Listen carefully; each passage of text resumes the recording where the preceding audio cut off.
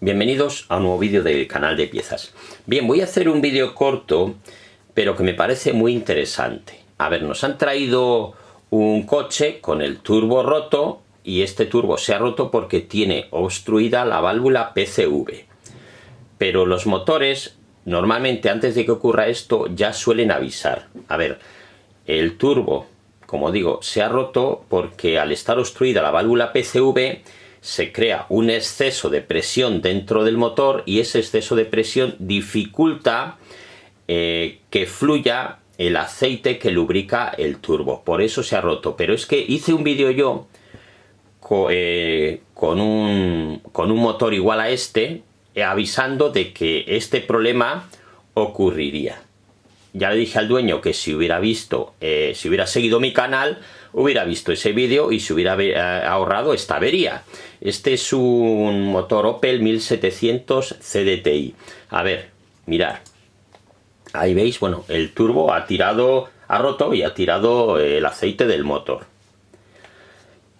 Como digo, aquí el problema es, claro, esa válvula, que esa es la PCV, que está obstruida. Pero si os fijáis, este motor ya venía avisando. ¿Veis cómo tiene las juntas, también se llaman anillos obturadores, de los inyectores? Están inundados de aceite, quiere decir que la presión de generar el motor está buscando una salida. En este caso, por las juntas. En otros motores, pues os encontraréis que el aceite sale por la junta de la tapa de válvulas o tapa de balancines. En otros puede salir también por la junta de la bomba de vacío, por la presión que tiene, ¿vale? Estos son síntomas de que algo pasaba. Si el dueño de este coche hubiera venido al taller cuando veía que eso tenía aceite, pues se hubiera ahorrado toda esta historia, ¿vale? Todo, porque esto es una avería que cuesta ya casi como este coche. Mirad, ahí, ¿veis? Lo que hago es meter he metido un papel por la salida de la válvula PCV y debería salir totalmente lleno de aceite.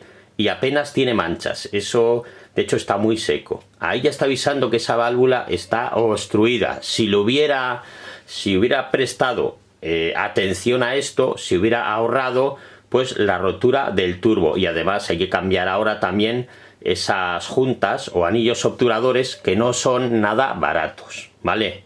Bueno, aquí tenéis este vídeo cortito. Si os ha sido de utilidad, pues no olvidéis dar un like y suscribiros al canal.